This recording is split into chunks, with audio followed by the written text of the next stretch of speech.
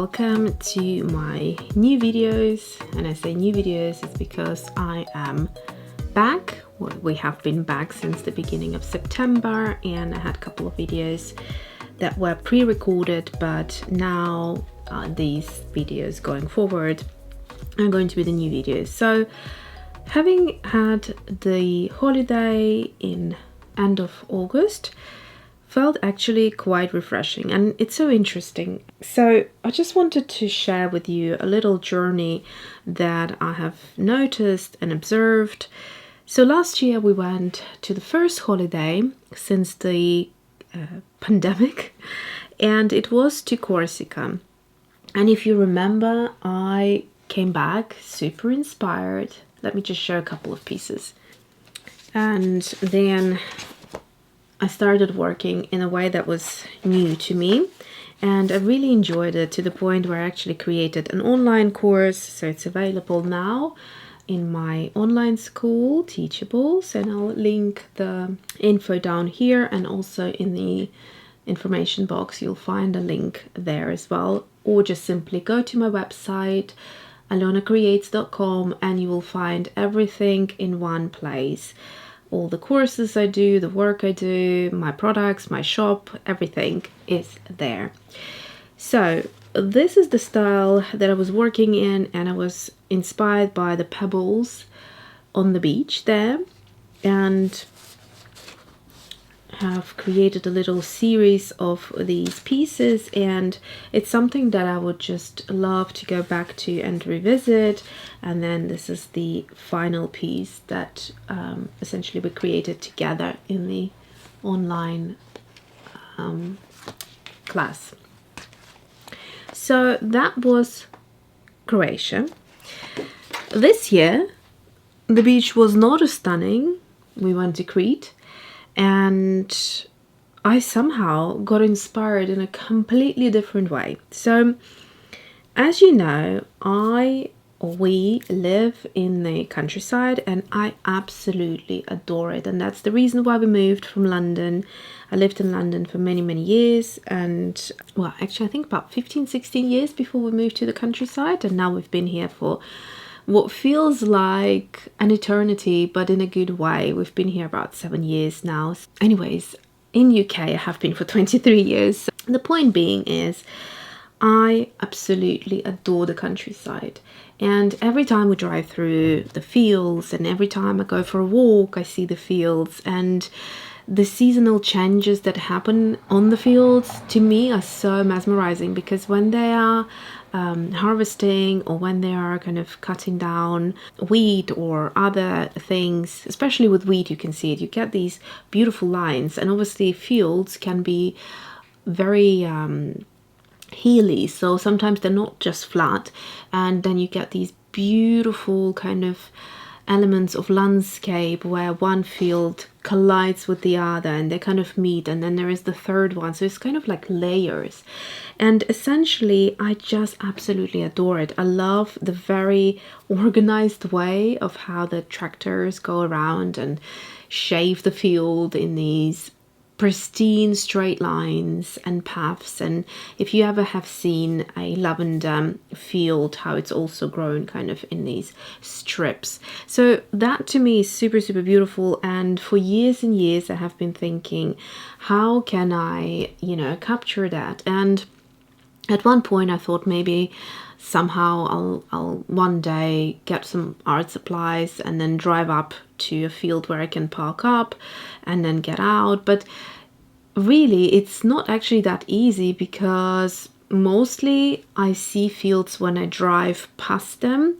You are slightly higher in the car, and then you have a good viewpoint. If you go a bit closer when you park up next to a field, your perspective changes. I mean, you could stand up, but sometimes still you don't get that viewpoint, and sometimes you need to see the field far from you so you get that beautiful horizon, and then you can get that beautiful perspective together. So it's not that easy to be there to capture it. So sometimes I take a picture, and lately I just have it all in my mind. I have seen so many of the fields in the past years that it's just all kind of engraved in my mind, and I can just simply now take the kind of the pictures that I have stored in my memory, as well as bring the beautiful fun color element to it. So I have not aspired to draw realistic landscapes, although I have tried, but I always wanted to bring my own style into it. And how do I do it? And I think through color is the best way of describing it. So having given you all of the information, let's go back to the beginning of the sketchbook, which I'm kind of heading towards the end of it. This is the Jackson's sketchbook, which is 35% cotton. It's 160 GSM. It's not the best sketchbook for this type of work, so I consider it more sketches rather than working on something that I would enjoy all mediums. I mean, it works, but there is another sketchbook that I will be moving into once I finish this one, and that sketchbook is just beautiful.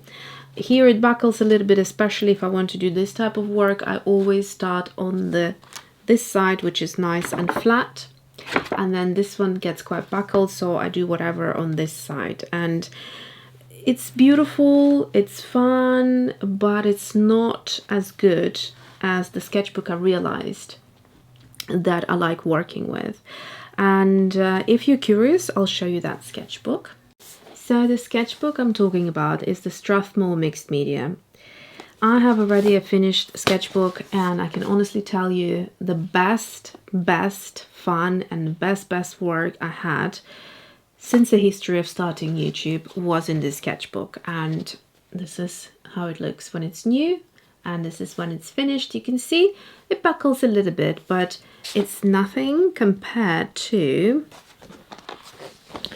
the buckling that's going on here. I literally, this is like, you know, doesn't really shut, but I mean, when it was new, it was like this.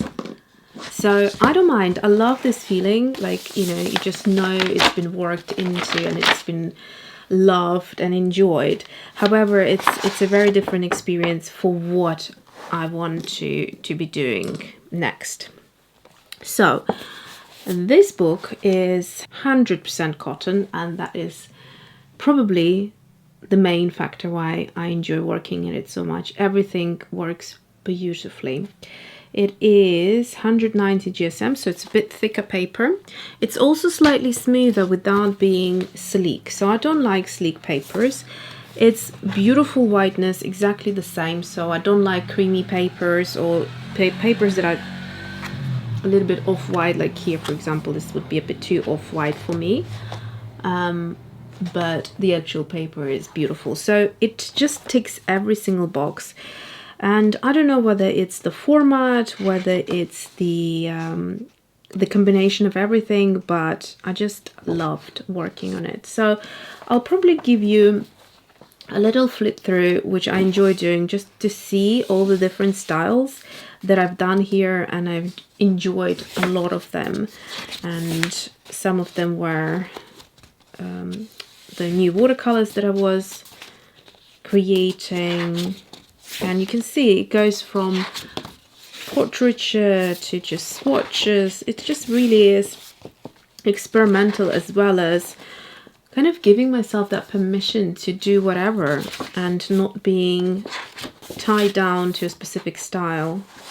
So here we have got some pencil swatches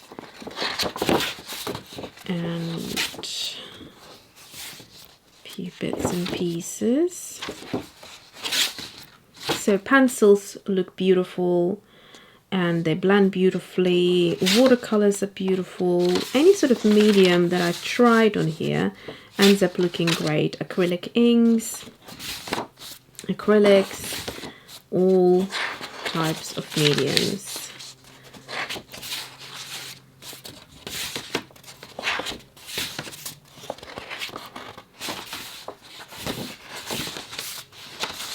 Some of my very favorite illustrations are in this sketchbook, and you can see this is like such a creative, fun mess here that I just love. I mean, I could just like cut out a piece and hang it somewhere. And these two and this girl, I love them so much. And then these are my swatch stamps. So here's an example of the acrylic inks, how beautiful and bright they look. And this is the Ecoline liquid watercolor, again super vivid, very beautiful. And pencils, watercolors. I can't think of a single medium that didn't work here. We even have some water soluble oil color, which is by Holbein, and this was like it took 3 weeks or something to dry, but even that works well. And yeah, everything that I tried. So it's also easier to finish because it has less pages. So let me see, this one has 64 pages, and these ones, they have 120, so double the amount of pages, so it takes longer to finish. So if you wanted a affordable but enjoyable sketchbook, the Jacksons I highly recommend, because in fact this is like my 4th or so. I have so many sketchbooks that I finished and I just enjoy it. This little one, I think that's my 2nd one. So yeah, they're really a lot of fun and they're great sketchbooks. So I'm not dissing it, but what I'm saying is, through my experimentation, I realized that what I want to do now, this sketchbook is not as good as the Strathmore. The other thing, let's go back to the beginning of the sketchbook and I'm going to show you something. So when I started it, I didn't date it. So the first date I have here is October 21. I wasn't sure where this sketchbook is going to go, so as always I just start with a little bit of swatching, and as a series I started, never continued. It was the kind of the color groups and looking at the same sort of color or similar colors within different mediums and grouping them, which I think was a fun video or fun series to have. I've done just the chartreuse. I was going to do other colors, but just kind of left it at that because of the YouTube algorithm changing throughout the years, and it, you know, the videos that used to do really well haven't been doing that well in the last couple of years. So I quit that because it's actually a video that would take a long time to do. So here is the interesting part. We get to December 21, which is, this December would be 2 years, and 2 years is such a long time. Yet I tried it. I tried this style of landscaping 2 years ago and I enjoyed it, but it just didn't feel quite right. Like, it didn't feel authentic. I didn't see myself in those things. I didn't feel that they're giving me that joy when I look at them, although they're pretty. As you can see, I tried different mediums and different art supplies. So here we have pencils, combination with watercolor and acrylic ink, watercolors, pencils again, and some gouache, I think. So all sorts of different things. And the main, I think, interest here is the color palette. It's quite vivid. So I definitely wanted to find a way of how to show my love and appreciation of the English countryside, but within my own colors. So that was the idea. So now let's look at this, and you can see a certain similarity there, just very different. And how 2 years took me to this. It took me 2 years to get here, is what I'm trying to say. This is just, I look at it and it makes me smile. It makes me feel so kind of cozy inside. And I know that that feeling means that I found a way of how to paint that specific subject matter that feels like my own, you know. So coming back to where I just was, I then basically left it at that, and then I tried to kind of work again with layering pencils. And of course it takes a long time to understand and find which acrylic paint works well with which pencil, because when you're layering, it has to be layerable. So sometimes it could be gouache paint that is nice and matte and the pencil just goes nicely over. So you can see here examples that pencils looked very nice over watercolor and then struggling with some of the pencils or acrylic paint. And this is just years and years of experimenting and trying to find a way to paint flowers and paint trees and how to find your own voice in there. So I did that for a little bit, and then I went back into doing my own kind of dainty fine lines, which is what I kind of always have done and really enjoyed, and that's me. But I don't want to use fine liner in my cottage illustrations. In fact, I don't want any black outline in there at all. When it comes to these type of works, I want there to be, just help myself with a bit of pencil, possibly use it less heavy next time so you don't see as much of the pencil mark in places, but basically the division to be like blocks of different colors, and in a way the pencil is just there for you to help you to keep the areas separate. Also, I've tried here to work with layers in the sense that I would have to wait until the paint would be completely dry before adding another layer, and here I was less patient and I thought, let me see which one do I like more, where colors kind of blend a little bit and run into each other, or when I like it quite separated. And I realized the more sharp and separated it was, the more I enjoyed it. So you learn through progression. Coming back to this illustration, look what we have here, a tiny little mushroom. And isn't it fascinating? I mean, it is to me that it took me 2 years to get to mushrooms. I love mushrooms. I always wanted to paint mushrooms, but it has taken 2 years to then finally get into it. And of course, it's the trees and the flowers and the patterns. As you can see, all of my things that I've been doing throughout the years have now pulled together. So here, little fields of daisies are represented by that kind of pebble work that you saw me showing in the earlier part of the video, and all these kind of doodling. There's another lovely course with the doodles. So there's just so much to bring in of whatever I love.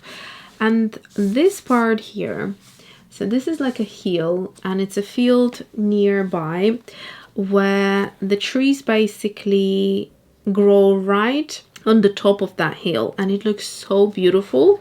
Every time I return, like during a sunset home and see the scenery, I just want to paint it. And this is where all of these 4 pictures were inspired from those kind of from a group of trees that are just growing on top of the hill. And so this is where I'm kind of still going to head next time, and I want to do a piece without the cottage, just the fields and the trees, and see how I feel, because at the moment either I need to refine the cottage a little bit more, because at the moment I haven't done much of the shadowing, so I think I need to go with a pencil and just create a bit more dimension and have it more finished. It looks kind of flat and doesn't have as much dimension as all the other bits. And then, or I could just altogether scrap the cottage and just focus on the fields, the sheep, the whatever animals that are on the fields. There's loads of sheep around us here. And then the trees and the hedges and all of that. So I will see where it takes me, but it's such an interesting journey that really took me by surprise, because there was nothing in Crete that was, well, there were loads of trees, olive trees, hibiscus trees, begonia trees, all of those things that you would associate with a hot country. It's the gardens of the hotel were stunning, but it wasn't necessarily kind of like landscapes I saw or anything like that. yet having that little break, I think just in general, just change a scenery where you are based from, and change that kind of, you know, your day-to-day routine, and just go somewhere. I think it's always very helpful. And I know so many artists that find inspiration through travel, even if it's just for a day or two, and it could be just, you know, to like a not too far town or a village nearby, something that you can see and experience different and new, sometimes really helps. I want to talk to you a little bit about this tree here. So one day last week I dropped off Mason at school, and I was walking back home, and I saw this tree trunk which was chopped at the base, and it had really sort of heavy pronounced roots that were just on the surface of the ground. And I really found it quite beautiful, and I thought it also actually had some green round leaves of some sort of plant growing on each side like that, but it didn't have obviously straight lines. So I thought, let me get home and just drop it down just the way I kind of saw and got inspired from it. And I really liked it. Then I decided to add the 2 red mushrooms. And the mushrooms, like I showed you here, just brought it all back together. And then I started painting the mushrooms. And I had those mushroom books. Let me just show you quickly. I think by the time you watch this video, the mushroom book reviews video should be up. And this is really good little inspiration I take from. And I got these books a while ago, I think during early summer or just before summer. And they are such a good source to just, you know, find different color palettes and shapes and just bring it all together. And I really like using watercolor with combination of pencil for these fine lines here. And yeah, I hope you found it really inspiring. Listen to this little journey of mine, and I think it's been a really joyful part of my kind of like art. And it's quite different to what you have seen from me before. So I'm curious to hear from you what you think about this kind of new approach, and maybe like a new adventure that I'm starting. And just want to give you close-ups of these super magical 2 illustrations that I have done, and probably they are my like favorite pieces that I have ever created. There is 1 or 2 that are kind of my all-time favorites, but these have to be right along those. I think the inspiration with the style as well as the colors comes from not only who I am. I love color, and color to me, I always said that it's been with me since I was little, and I absolutely adore it. I love to break boundaries. I love to see things in my own colors, and I think it becomes a lot more fun once you infuse or inject color into a painting, but in a clever way, you know, not just kind of randomly spritzing it all over. And also the beautiful books that I have been reading to Mason all these years. There's some fantastic illustrators there that not only would we enjoy that time together reading a cozy book just before bedtime, but also looking at the pictures. And you know how a child's fantasy is. I remember myself as a child, and if there was a good illustration in the book, I would enjoy it so much more, because through the illustration I could just dive into the story of magic. So that's how I see it. Let me know what you think about it, and I will see you next time. Thank you so much for watching, and give it the likes, and make sure you hit the notification bell. Whichever way you can support a channel that you enjoy watching, please do, because it's not easy for us to create all this content and basically not get much of a reward from YouTube as we did years ago. Again, thank you so much for all of your support, and I will see you next time.